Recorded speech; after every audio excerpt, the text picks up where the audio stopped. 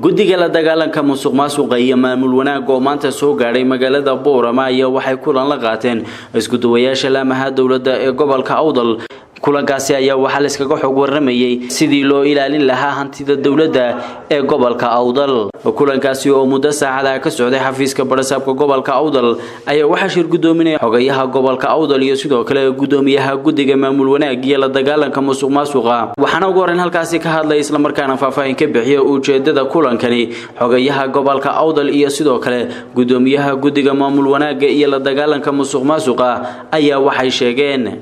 runtii sida ku cad ma taqaanaay barnaamijkan ay wadaan hay'adda maamul wanaaga ama komishanka maamul wanaaga iyo la dagaalanka musuqmaasuqa maanta waxa noqon doona ajendaha isku nimidnay ama shirkeenani habraaca cusub ee maamulka suuban iyo isla xisaabtanka hay'adaha dawladda ee heer gobol كل جور جابان هذا الكين ده جابان دمانتين وانيجا مثلا علينا قدوم يشاركوا إنه فري هاي سببتين بكمشنكو وتدبر شرسدي تدبر سنة وشري تدبر سنة وشري ده معمولكو يسقون ويسوي تريو وحنا معمول كي لبعض يكمشي كله وريجا حلقة لو داريي يقدرني واجبات كان صارن وحكمده نمبر 1 دي مسؤوليته كواد وحويه maamul wanaag dalku inuu noqdo wax wanaagsan oo suuban oo si toos ah socda suubanaantaasi de tacab ay u baahan tahay tacabka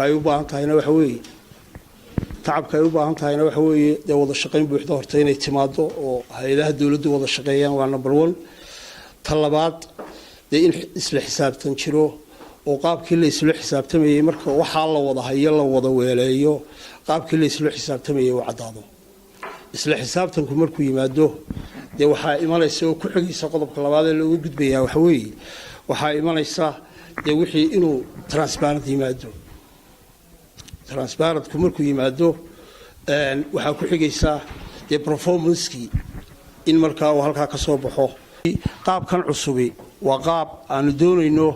إن الهوست كسب بلونه هوست كبلو جاس وإحنا قلنا بطل ما بروش في جلسة الأولنشري وإحنا قلنا يا كلن كان أنا مكهو قبنا إنه قبل الله أما أنكو مرينو قبل الله قلبيت كان هذا أنا جو مرينو قبل كل بعد باتينا نصومنا قبل لي بنو لبعش تشوجني